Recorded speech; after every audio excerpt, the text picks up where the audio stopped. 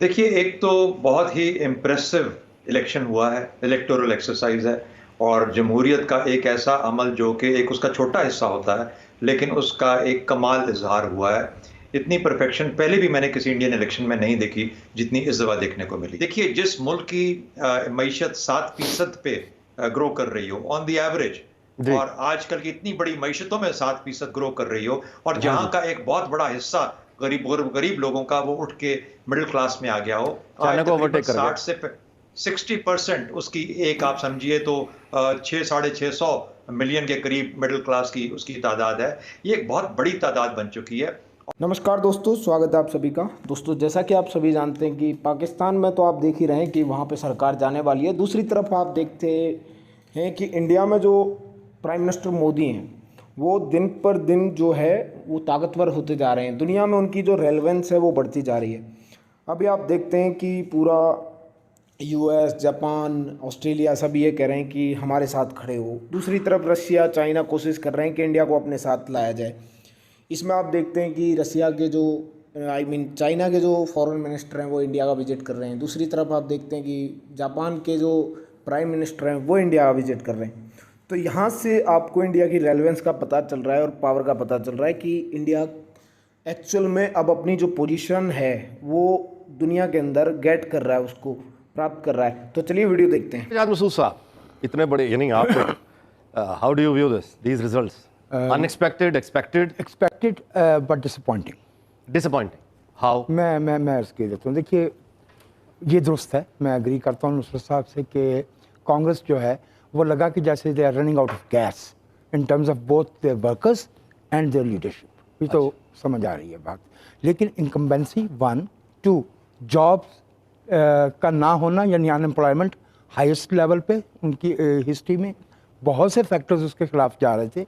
मुझे जिस बात पे हैरत हो रही है वो ये कि हिंदुस्तान का वोटर जिसने 70 साल से इलेक्ट्रल एक्सरसाइज बगैर किसी रुकावट के वो की है, उसने पोलराइजेशन, उसने जो है वो इंटीग्रेशन और एंगेजमेंट की बजाय जो है तफरीक को वोट दिया है।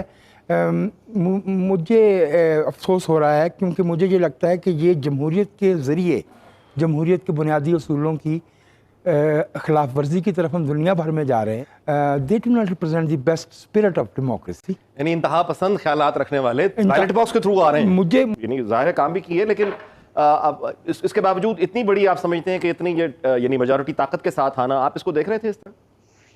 देखिए, एक तो बहुत ही इम्प्रेसिव इलेक्शन हुआ है, इलेक्टोरल एक्सरसाइज़ है और जमहूरियत का एक ऐसा अमल जो कि एक उसका छोटा हिस्सा होता है, लेकिन उसका एक कमाल इज़हार हुआ है। इतनी परफेक्शन पहले भी मैंने किसी इंडियन इलेक्शन में नहीं देखी, जितनी इस दफ़ा देखने को मिली है।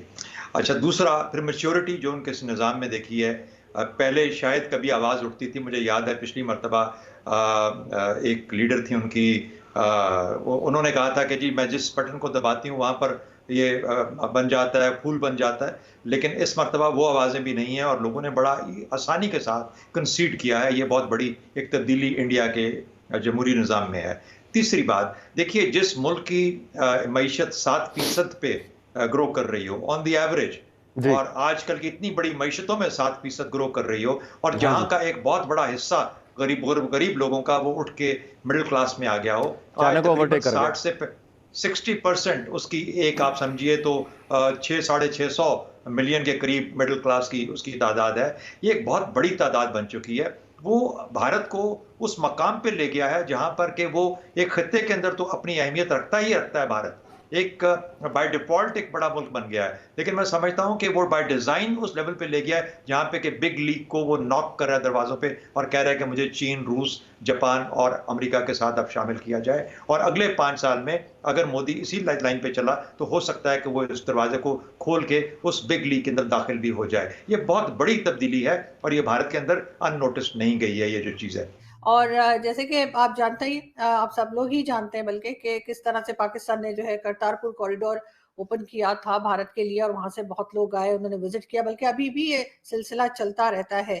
लेकिन रोहित जी, अमित शाह साहब का एक जो है स्टेटमेंट आया जिसमें उन्होंने कहा कि ये हमें ले लेना चाहिए था पार्टीशन के टाइम पे, हमें पाकिस्तान के पास नहीं छोड़ना चाहिए था, जिसके बाद जाहिर है कि पाकिस्तान की तरफ से भी एक स्ट्रिक्ट किस्म का रिएक्शन देखने को मिला। तो आप क्या समझते हैं कि ऐसा क्यों कहा गया और इससे मजीद टेंशन बढ़ेगी? गुरुद्वारा करतारपुर साहब जो है ये सिखों के लिए एक बहुत इम्पोर्टेंट जगह है और इसको पिछले 70 साल से हमारे सिख्स इसको जिसे बोलते हैं मिस कर रहे हैं। आप कॉरिडोर खुल भी गया तो वो एक जिसे बोलते दिल के करीब इशू है और सिखों के लिए ही नहीं हिंदुओं के लिए भी। आयरोनिकली अब सिख जो है रिलीजन उसको ऐसे माना जाता है कि ये बिल्कुल सेपरेट है। हाँ मैं मानता हूँ सेपरेट रिलीजन है या होगा या हो सकता है, मैं उस कंट्रोवर्सी में नहीं जाना चाहता। मैं सिर्फ एक चीज बोलूंगा कि आप पंजाब में देख लें या दिल्ली में देख लें, गुरुद्वारों में जितने सिख मिलेंगे उससे ज्यादा हिंदू मिलेंगे और हिस्ट्री दोनों की जुड़ी हुई है। अलग रिलीजन है अभी तो भी सिचुएशन ये है कि सिखों में और हिंदुओं में शादियां रुकी नहीं है, आज भी चल रही है। मेरे बड़े अच्छे दोस्त हैं, बहुत सारे दोस्त हैं। मेरे एक दोस्त है बचपन का दोस्त अनूद हुआ, वो उसकी वाइफ सिख है और उसके अपने बहुत सारी फैमिली में सिखों में शादी हुई हैं, हमारे यहाँ हुई हैं। तो ये सिखों में और हिंदुओं में शादियों का कभी सिलसिला खत्म नहीं हुआ और दोनों या गोल्डन टेम्पल जाएं तो वहां पर भी हिंदू बहुत इतने हिंदू मिलेंगे जितने आपको सिख नहीं मिलेंगे। तो हिंदू गुरुद्वारों में जाते रहते हैं और कुछ तो ऐसे हिंदूज हैं जो कि सिर्फ गुरुद्वारा ही जाते हैं, ये कभी खत्म नहीं हुआ था। तो हिंदुओं की भी आस्था वहां से जुड़ी थी।